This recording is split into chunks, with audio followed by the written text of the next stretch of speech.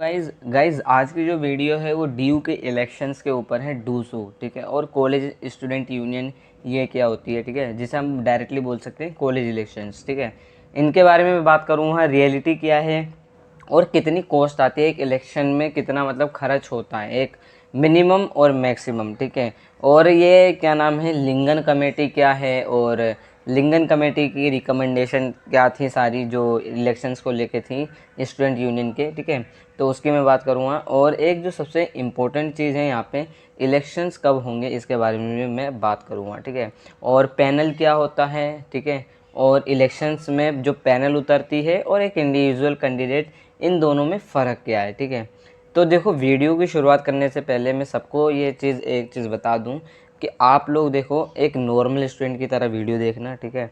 अगर आप कहीं इंडिविजुअल हो या फिर क्या नाम है एक दूसरे इलेक्शन कंटेस्ट करो या किसी भी तरह कोई इलेक्शन कंटेस्ट करो, तो मैं किसी को डिफेम नहीं कर रहा, ठीक है। तो ये देखो, दूसरे इलेक्शन को लेके एलिजिबिलिटी क्या है और कॉलेज इलेक्शन को लेके कंटेस्ट करने की एलिजिबिलिटी है क्या, ठीक है। तो अब गाइज यहाँ देखो, मैं नीचे आ जाता हूँ। यहाँ जो पहला पॉइंट है, पहला पॉइंट ये कहता है कि जो भी ड्यू के इलेक्शन लड़ना चाह रहा है, चाहे वो कॉलेज स्टूडेंट यूनियन इलेक्शन लड़ना चाह रहे हो, चाहे वो डूसू इलेक्शन लड़ना चाह रहे हो, उसे फुल टाइम कोर्स होना चाहिए उसका ड्यू के अंदर, ठीक है। देखो यहाँ लिखा भी है, in the institution of the university, ठीक है। यानी यूनिवर्सिटी यहाँ कहने का मतलब है ड्यू के किसी भी कॉलेज में उस पर एक एनरोल कोर्स होना चाहिए, यानी एक फुल टाइम कोर्स वो कर रहा होना चाहिए, ठीक है। तो वो जब ही इलेक्शन लड़ सकता है, यानी कंटेस्ट कर सकता है। अगर आप इलेक्शन कंटेस्ट करना चाह रहे हो तो आपकी जो यूजी एज है, वो यूजी यानी अंडर ग्रेजुएट स्टूडेंट्स की जो एज होती है वो 17 से लेके 22 यानी 17 से 22 साल की आपकी उम्र होना चाहिए बिफोर 16 अगस्त, ठीक है। ये 2019-20 का नोटिस है, जब आपको पैनल मतलब जो इलेक्शन हुआ था तो उसका पीडीएफ है। थोड़ा चेंज हो सकता है, अगर चेंज होता है तो मैं डेफिनेटली आप लोग को बता दूंगा, इन्फॉर्म कर दूंगा, ठीक है। तो देखो, यूजी के लिए 16 से 22 एज रखी गई है। और जो पोस्ट ग्रेजुएट स्टूडेंट होते हैं उनके लिए जो मैक्सिमम एज लिमिट है कंटेस्ट करने की, वो 25 साल है, ठीक है। कि मैं बात करूँ ड्यू के, तो यहाँ लिखा है any pending paper will be constructed as academic arrears candidate failed in the preceding academic year and readmitted in the current academic year will not be eligible contest the election. आप ड्यू का election लड़ने चाह रहे हो या college election, तो आपके कोई भी पेपर पेंडिंग नहीं होने चाहिए। फॉर एग्जांपल, मैं थर्ड सेमेस्टर का एक स्टूडेंट हूँ, मुझे सेकेंड ईयर में इलेक्शन कंटेस्ट करना है। अब मेरी फर्स्ट सेमेस्टर में बैक है या सेकंड सेमेस्टर में बैक है, क्योंकि सेकंड में मैं मान लेता हूँ सेकंड सेमेस्टर का आप में बैक है, तो सेकंड सेमेस्टर का जो पेपर क्लियर होता है वो फोर्थ सेमेस्टर में आप बैक का पेपर दे सकते हो। तो यानी आप चाह के भी बैक अपनी क्लियर नहीं कर सकते, ठीक है। तो इस वजह से बैक का पेपर आपका क्लियर होना चाहिए, जब भी आप इलेक्शन लड़ पाओगे, कंटेस्ट कर पाओगे, ठीक है। आपका जो क्या नाम है एकेडमिक, आप री एडमिटेड नहीं होने चाहिए करंट एकेडमिक ईयर में, ठीक है। एकेडमिक ईयर और री admitted the current academic year will not be eligible contest the election. देखो, और पांचों पॉइंट यहाँ पे देखो, ज़्यादा कुछ नहीं है, पांचों पॉइंट यूँ कहता है कि आप अगर इलेक्शन कंटेस्ट करना चाह रहे हो तो आपकी अटेंडेंस जो है 75% एबव होनी चाहिए, ठीक है। 75% अगर आपकी होगी तो आप कंटेस्ट कर सकते हो, ठीक है। और एक रियलिटी बताऊं, देखो, अगर आपकी टीचर से जान पहचान होती है तो 75% आराम से मिल जाती है, ठीक है। 75% आपको, क्योंकि टीचर सपोर्ट करते हैं, ठीक है, तो आपको 75% से ऊपर अटेंडेंस मिल जाती है। अब यहाँ देखो, मैं छठा पॉइंट जो बात करूँगा यहाँ पे, the candidate shall have one opportunity. देखो, एक चीज़ मैं यहाँ बात करूँ, छठे पॉइंट में ये लिखा है, आप जो भी कंटेस्ट करना चाह रहे हो इलेक्शन, तो ऐसा नहीं है आप प्रेसिडेंट की पोस्ट पे भी इलेक्शन कंटेस्ट कर रहे हो और सीसी की पोस्ट पे भी इलेक्शन कंटेस्ट करो। तो आपको सीसी का मतलब होता है सेंट्रल काउंसलर, जो आपकी क्या नाम है आपके इसमें होता है, कॉलेज इलेक्शंस में होती है, ठीक है। आपकी प्रेसिडेंट की पोस्ट होती है वाइस प्रेसिडेंट, सीसी, ठीक है, और जनरल सेक्रेटरी, ठीक है, जीएसडी से बोलते हैं। तो काफ़ी सारी पोस्टें होती है, 4 से 5, ठीक है। और यहाँ पे जो है आप किसी एक ही पोस्ट पे कंटेस्ट कर सकते हो इलेक्शन, मतलब किसी एक पोस्ट पे, ठीक है। ऐसा नहीं है आप प्रेसिडेंट पे भी कंटेस्ट करो और वाइस प्रेसिडेंट पे भी कंटेस्ट करो, तो ऐसा नहीं है, खाली एक होना चाहिए। और यहाँ पे देखो, आपके एक जो है एक चीज़, आप पे कोई प्रीवियस क्रिमिनल रिकॉर्ड नहीं होना चाहिए आप पे। फॉर एग्जांपल, आप पे एफआईआर पड़ी है तो उसे अपनी एफआईआर को क्लियर करना, जब ये आप कंटेस्ट कर पाओगे इलेक्शन, तो आप पे कोई भी क्रिमिनल केस नहीं होना चाहिए, ठीक है। आपको यूनिवर्सिटी कोई एक्शन ना ले रही हो, ठीक है। That I have not failed in the preceding academic year, आप मतलब फेल नहीं हो किसी एकेडमिक ईयर में अपने, और रीएडमिटेड भी नहीं होने चाहिए, ठीक है। यहाँ पे ये पॉइंट है। और द मैक्सिमम, देखो एक चीज़, अब यहाँ लिंगन कमेटी की बात आती है। लिंगन कमेटी है क्या? देखो लिंगन कमेटी जो थी, एक कमेटी बनी थी 2006 में, जो ख़ास तौर पे इलेक्शंस को लेके बनी थी। ये खाली डूसू के लिए नहीं थी, ये जेएनयू और काफ़ी सारे इलेक्शन में इसने अपनी रिकमेंडेशन दी थी। तो इसने एक रिकमेंडेशन दी थी कि जो इलेक्शन का जो एक्सपेंडिचर है, जो इलेक्शन में खर्च होना चाहिए, वो 5,000 रुपये खर्च होना चाहिए। तो 5,000 देखो इन्होंने बोल लगाए, लेकिन रियलिटी क्या है? देखो 5,000 नहीं, एक कॉलेज इलेक्शन के अंदर 50,000 से ज़्यादा खर्च होता है, और एक डूसू इलेक्शंस के अंदर कम से कम 50 लाख से ज़्यादा खर्च होता है। देखो लाखों में बजट जाता है डूसू इलेक्शन में, ठीक है। डूसू इलेक्शन में क्यों बजट जाता है, इसके पीछे जो रीज़न है, वो सबसे बड़ा रीज़न है ये कि यहाँ पे डूसू इलेक्शन सिर्फ ओनली कि कंटेस्ट कर रहा है कोई इलेक्शन, ऐसा नहीं है। डूसू इलेक्शन एक पार्टी कंटेस्ट करती है, ठीक है। मुझे आज भी याद है 2015 की, जब आप न्यूज़ उठा के देखोगे डूसू इलेक्शंस को लेकर, आई थिंक 2015 या 16 की जो भी न्यूज़ थी, तो वहाँ पे एक सीवाईएसएस एक नाम है। सीवाईएसएस देखो छात्र युवा संघर्ष समिति, ये आम आदमी पार्टी के स्टूडेंट विंग है, ठीक है। तो इसने भी इलेक्शन कंटेस्ट करा था। तो यहाँ पे जो इलेक्शन कंटेस्ट करा था सीवाईएसएस ने, वो 2015 की 16, मुझे ढंग से मैं जान नहीं पा रहा हूँ कि कौन सा ईयर है, ठीक है। हो सकता है मैं गलत हूँ। तो लेकिन इन्हीं में मतलब इन्हें कंटेस्ट करा था, और उस टाइम पे आम आदमी पार्टी की चर्चा बहुत ज़्यादा थी दिल्ली में, ठीक है। तो यहाँ पे आम आदमी पार्टी के नाम से ड्यू में इलेक्शन लड़ा गया था। तो आप सोच सकते हो, तो यहाँ पे आप डूसू इलेक्शन किसी एक कैंडिडेट का नहीं होता, बल्कि एक national parties and state parties involve में होती है यहाँ पे, ठीक है। अब मैं फॉर एग्जांपल आपको बता भी देता हूँ। आज देखो को पैनल क्या होता है? पैनल देखो इंडिविजुअल आपका कैंडिडेट होता है, आपके कॉलेज में पता होगा। इंडिविजुअल, मेरा मन करा, अनस का मन करा इलेक्शन लड़ने का, अनस ने लड़ लिया। पैनल क्या होता है? पैनल में होती 4 से 5 पोस्ट, जो मतलब कॉलेज इलेक्शंस के अंदर होती है, ठीक है। जैसे कॉलेज इलेक्शंस के अंदर president, vice president, general secretary, CC, ठीक है। अब ये सेंट्रल काउंसिल हो गए, तो इतनी पोस्ट है। अब यहाँ पे क्या करता है एक पैनल, जैसे एक पैनल क्या करेगा, यहाँ पे अपने पाँचों की पाँचों पोस्ट पे, ये चारों की चारों पोस्ट पे अपना एक बंदा उतारेगा। जैसे फॉर एग्जांपल पार्टी, जैसे पार्टियाँ होती हैं ऐसे उतारते हैं। इंडिविजुअल कैंडिडेट क्या करता है, वो किसी पार्टी से ताल्लुक़ नहीं रखता, वो खुद ही किसी भी पोस्ट पे मन चाहे लड़ सकता है, ठीक है। लेकिन पैनल का जो डिसीजन होता है वो सुप्रीम होता है, मतलब ऊपर से आता है ऑर्डर उन पर, ठीक है। एक एग्जाम्पल दे दूँ, देखो सीवाईएसएस जो है छात्र युवा संघर्ष समिति, ये आम आदमी पार्टी के एक स्टूडेंट विंग है, ठीक है। अब दूसरी जो है स्टूडेंट विंग कौन सी है आपकी? एबीवीपी, अखिल भारतीय विद्यार्थी परिषद, जो आपको पता होगा बीजेपी की है, ठीक है। एनएसयूआई भी आप लोगों को पता होगा कांग्रेस के अंदर है, ठीक है। कांग्रेस की एक स्टूडेंट विंग है, ठीक है। और सीपीआई के स्टूडेंट विंग का नाम आइसा है, ठीक है। और आयशा काफ़ी मतलब एक्टिव भी रहती है, आप लोगों को पता भी होगा, ठीक है। आपको आयशा की चर्चा ड्यू में सबसे ज़्यादा जो हुई है वो ऑफलाइन को लेकर हुई है, मतलब जो ड्यू बनता तो ऑफलाइन को लेकर चर्चा हुई, क्योंकि हड़ताल वड़ताल ज़्यादातर आयशा को आप लोगों को पता होगा, ठीक है। तो बाकी ये 4 से 5 है, और भी काफ़ी मतलब हैं, एसएफआई भी हो गई, ठीक है। तो मतलब बहुत सारी एक स्टूडेंट विंग है, ठीक है। ये स्टूडेंट विंग बहुत सारी हैं। अभी इनका क्या होता है, ये एक ही पैनल पे अपने उतार सकते हैं, क्या प्रेसिडेंट वाइस प्रेसिडेंट ऐसा होता है, ठीक है। डूसू के इलेक्शन में भी ऐसे ही होता है, प्रेसिडेंट वाइस प्रेसिडेंट, ठीक है, जनरल सेक्रेटरी, ऐसे इन पोस्टों पे उतारे जाते हैं पैनल के थ्रू, ठीक है। अब यहाँ पे इसी वजह से डूसू का इलेक्शन काफ़ी महंगा पड़ता है, क्योंकि यहाँ पे एक इंडिविजुअल कैंडिडेट तो लड़ता ही लड़ता है, लेकिन यहाँ पे जो है नेशनल पार्टी की काफ़ी इन्वॉल्व होती है, ठीक है, कंपेयर टू इंडिविजुअल कैंडिडेट, ठीक है। तो डूसू के इलेक्शन में बहुत खर्चा होता है। और यहाँ पे जो है एक चीज़, यहाँ पे आपको ओथ लेनी पड़ती है। जब देखो बेसिकली जब आप जीत जाते हो तो आपको ओथ लेनी पड़ती है, यानी शपथ लेनी पड़ती है, ठीक है। और यहाँ पे देखो 11वां पॉइंट है जो सबसे इम्पोर्टेंट है। यहाँ पे ये लिखा है, आप ऐसी चीज़ों से बचें जो दो समुदायों के बीच, दो कास्ट के बीच, दो कम्युनिटी के बीच, दो रिलीजियस के बीच, दो लिंग्विस्टिक और दो ग्रुप्स के बीच अगर आपस में कुछ मतभेद हो रही हैं या किसी तरह का, आप उकसाओ मत उन्हें, ठीक है। या ऐसी चीज़ें आप देख रहे हो तो वहाँ से तुरंत हट जाओ, ठीक है। तो ऐसा होता है, ये खाली मतलब बोला गया है इनमें नोटिस में। और यहाँ पे ज़्यादा इम्पोर्टेंट नहीं है। यहाँ पे देखो जब भी इलेक्शन होता है तो आप 24 घंटे पहले कोई पब्लिक होल्डिंग मीटिंग नहीं कर सकते। 100 मीटर से आपको, जहाँ इलेक्शन हो रहा है कंटेस्ट, वहाँ 100 मीटर का गैप के बाद आप कुछ नहीं कर सकते, मतलब 100 मीटर के दायरे में आप कुछ ही नहीं कर सकते जहाँ पोलिंग होती है, ठीक है। जहाँ वोट डलते हैं। और कन्वेंसिंग टाइम डूसू का कितना है, सुबह 8 बजे से लेकर शाम रात में 8 बजे तक है, 8 PM तक, ठीक है। कन्वेंसिंग टाइम में आप लोगों को पता होगा, कन्वेंसिंग टाइम में यही होता है कि हम आपका ये काम करवाएंगे, वो काम करवाएंगे, ठीक है, कैसे भी कन्वेंस कर सकते हैं। काफ़ी डूसू के इलेक्शन में ये भी देखा गया है, अल्कोहल सप्लाई की जाती है पीजीज में, ठीक है। मैं किसी का कंटेस्ट का नाम नहीं ले रहा, ठीक है, लेकिन ऐसा होता है, ठीक है। बाकी आप लोग भी अभी देख ही लोगे, ठीक है। कॉलेज के इलेक्शन में ये सब नहीं होता, ये याद रखो कि कॉलेज के इलेक्शन में आप लोग सोचो, ठीक है। और 14 पॉइंट यहाँ पे ये कहता है, देखो एक चीज़ यहाँ पे एनजीटी की रिपोर्ट आई थी, एनजीटी ऑर्डर आया था, मतलब जिसमें ये कहा था आप प्रिंटेड पेपर पोस्टर्स ये सब मत करो।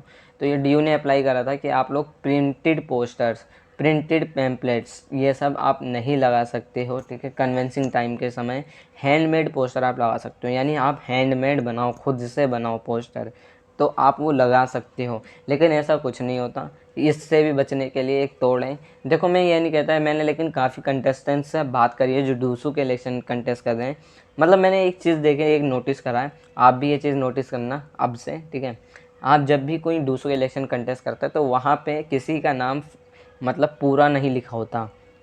फॉर एग्ज़ाम्पल मेरा नाम अनस है, ANAS, अनस फॉर डूसू लिखा हुआ है, ठीक है। ऐसे ही होता है लिखा हुआ काफ़ी नाम, या फिर किसी भी पोस्ट में मैं फॉर एग्जांपल होता है अनस फॉर डूसू लिखा है, तो यहाँ पे क्या होता है स्पेलिंग में मिस्टेक कर दी जाएगी, मेरे ANAAS कर दिया जाएगा। या फिर जैसे आप लोगों ने देखा होगा, बहुत से ऐसी पोस्ट है या बहुत से ऐसे कंटेस्टेंट होते हैं जिनके पोस्टर में डबल स्पेलिंग लगी होती है किसी नाम में, ठीक है।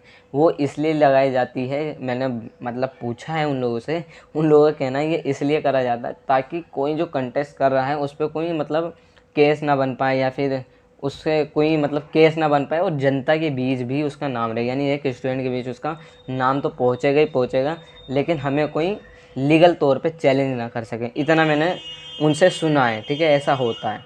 और ये लेकिन ये चीज़ हकीकत है कि आप लोग भी देखोगे डबल स्पेलिंग लिखी होती है, ठीक है। बाकी यहाँ पे कैंडिडेट में ओनली यूटिलाइज हैंडमेड पोस्टर आप लोग बनाओ, और देखो हैंडमेड बनते भी हैं आप लोग, मतलब सॉरी आप लोग बना सकते हो, हैंडमेड बनते नहीं हैं। तो प्रिंटेड पोस्टर तो आप लोगों का बैन है, लेकिन काफ़ी बच्चे प्रिंटेड पोस्टर ही लगाते हैं, ऐसा बस खाली रूल्स में लिखा हुआ है, ठीक है। और नो कैंडिडेट, देखो आप किसी यूनिवर्सिटी की वेबसाइट वगैरह या जो भी है सोशल मीडिया हैंडल्स आप अपने पर्सनल यूज़ या किसी कन्वेंस टाइम के लिए नहीं यूज़ कर सकते, ठीक है। ये तो आप लोगों को भी पता है, ठीक है। अब पता चला आप कॉलेज की वेबसाइट से ही अपनी कैंपेनिंग करो तो ऐसा नहीं होता, ठीक है। और लाउड स्पीकर वगैरह व्हीकल वगैरह आप थोड़ा स्ट्रिक्ट है, प्रोहिबिटेड है, यानी आपका प्रतिबंध है इन चीज़ों पे, लेकिन ऐसा भी कुछ नहीं है। एक हकीकत बताऊं तो देखो कॉलेज इलेक्शन में कम से कम 2 से 3 गाड़ियाँ आती हैं, ठीक है, ज़्यादा नहीं आती, हो सकता है कोई अमीर बंदा तो आ गई, लेकिन डूसू के इलेक्शन में कम से कम 40 से 50 गाड़ियाँ एक काफिला चलता है, ठीक है, बहुत गाड़ियाँ आती हैं। हर कंटेस्टेंट जो भी डूसू के इलेक्शन में कंटेस्ट करता है उस पर काफ़ी सारी BMW, थार, ना जाने क्या क्या, मर्सिडीज़, ठीक है, बहुत महंगी महंगी कारें आती हैं उसके कन्वेंसिंग टाइम में, ठीक है। और बाकी यहाँ पे जो लिखा हुआ है यहाँ पे और ज़्यादा कोई इम्पोर्टेंट वो तो नहीं है, ठीक है। हाँ, अब यहाँ पे देखो ज़्यादा वो नहीं है। अब मैंने इतनी सारी बात तो कर दी, यहाँ एक चीज़, यहाँ बेनिफिट क्या है कॉलेज इलेक्शन का, या फिर कॉलेज विंग का, या फिर कॉलेज स्टूडेंट यूनियन का, या फिर कह ले दूसरे इलेक्शन कंटेस्ट वाले स्टूडेंट का, ये बेनिफिट क्या है। देखो कुछ भी हो, इलेक्शन कंटेस्ट करने में इतना पैसा लगा रहे हो कंटेस्टेंट, या कुछ भी कर रहे हो, लाखों करोड़ों रुपए लग रहे हो, देखो हमें उससे मतलब नहीं है, ठीक है। एक बेसिक चीज़ें बताऊँ, मैंने खुद नोटिस करी जब मैं फर्स्ट ईयर में था, मैं भी किसी स्टूडेंट यूनियन से नहीं रखता था ताल्लुक़, ठीक है। लेकिन जब कहीं ना कहीं मैंने एक स्टूडेंट यूनियन ज्वाइन करी या जो भी मैं रहा, तो कहीं ना कहीं मेरी बात को ज़्यादा अच्छे से सुनी गई, ठीक है। ये रियलिटी है, इस वजह से स्टूडेंट यूनियन का होना बहुत ज़रूरी है। आप लोग भी अपने कॉलेज में जानते होंगे, सारे ड्यू के सारे कॉलेज में आप लोगों को पता होगा एक स्टूडेंट यूनियन है, ठीक है। बहुत सी चीज़ें क्या होती हैं कि नहीं सुनी जाती है बच्चों की बात। एक नॉर्मल स्टूडेंट अगर कोई अपनी क्वेरी लेके जाता है तो उसकी बात ही नहीं सुनते, एडमिनिस्ट्रेशन वाले कहते हैं इधर जाओ उधर जाओ, ये जानबूझ के हम करेंगे ही नहीं। तो कहीं ना कहीं स्टूडेंट यूनियन का लीडर आता है तो कर देता है, ठीक है, क्योंकि उसकी बात रखी जाएगी। अगर नहीं करेगा तो हो सकता है यार प्रोटेस्ट लेके बाहर पहुंच जाए, ठीक है। तो कहीं ना कहीं एक डेमोक्रेसी और बहुत अच्छी चीज़ है, ठीक है। तो इस वजह से मैं इसे अच्छा मानता हूँ। और आप वोट भी देने जाएं, ठीक है। अब तो नोटा का भी बटन आ गया, अगर आपको कोई पसंद नहीं है तो नोटा भी दबा सकते हो, लेकिन वोट देने ज़रूर जाओ, ठीक है, ये डेमोक्रेसी है। और आप लोगों को पता होगा एक स्टूडेंट यूनियन, तो देखो बेनिफिट ये है। दूसरे इलेक्शन में क्या बेनिफिट है, देखो दूसरे इलेक्शन में आप जब वोट देते हो तो कहीं ना कहीं वाइस चांसलर ऐसे होते हैं, जैसे अभी मैं वाइस चांसलर का यहाँ बुराई नहीं कर रहा, ठीक है, जो वाइस चांसलर हमारे बहुत अच्छे हैं, सीधी सी बात है, ठीक है। मैंने अब तक मतलब अब तो मैं पहली बार आया हूँ, जितना मैंने देखा है वाइस चांसलर ने बहुत से काम अच्छे करे और बहुत सी चीज़ें ऐसी हैं जो ठीक तरीके से इम्प्लीमेंट नहीं करी गई, तो वहाँ पे कहीं ना कहीं एक स्टूडेंट यूनियन ने अपना प्रेशर बनाया कि ये चीज़ आप सही नहीं कर रहे हो, ठीक है। तो ये चीज़ तो होती है, ठीक है। इसी वजह से दूसरे इलेक्शन में कंटेस्टेंट का बहुत इंपॉर्टेंट रोल बन जाता है, वरना आप लोगों को भी पता होगा कुछ भी वाइस चांसलर के मन में आया तो कोई भी यूनिवर्सिटी आप अपने स्टूडेंट्स पर थोप सकती है कुछ भी चीज़ें। तो इस वजह से इम्पोर्टेंट बहुत ज़रूरी है ये चीज़ें इलेक्शन होना, ठीक है। तो मैंने एडवांटेज आप लोगों को बता दिए। अब फाइनल में बात करता हूँ इलेक्शन होंगे कब। देखो इलेक्शन कब होंगे कॉलेज यूनियन के और उन सब के। अब ये देखो दूसरे इलेक्शन के ऊपर एक ये न्यूज़ आर्टिकल है 2020 का, इंडियन एक्सप्रेस का, ठीक है। मैं पूरी ऑथेंटिसिटी से साथ बता रहा हूँ। अब यहाँ जो लिखा था as per the Lyngdoh committee set up 2006, यानी जो 2006 में बनी थी लिंगन कमेटी, इसका एक सुझाव था, इसने एक रिकमेंडेशन दी थी जिसमें इन्होंने कहा था जब जो फ्रेश एडमिशन होते हैं, एडमिशन के 6 से 7 हफ्ते बाद, एडमिशन के 6 से 7 हफ्ते बाद क्या होना चाहिए, इलेक्शन होना चाहिए।